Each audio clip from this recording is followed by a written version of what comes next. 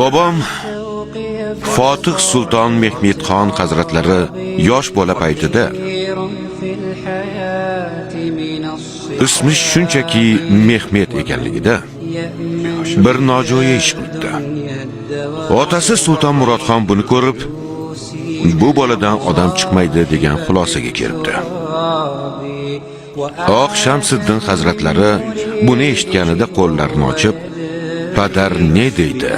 Qadar ne deydi?" degan ekan. Qadar haq bo'lib chiqdi. Oq Shamsiddin hazratlari haq bo'lib chiqdi. Qadar bobomning yo'llarini poklabdi. O'sha bola katta bo'lib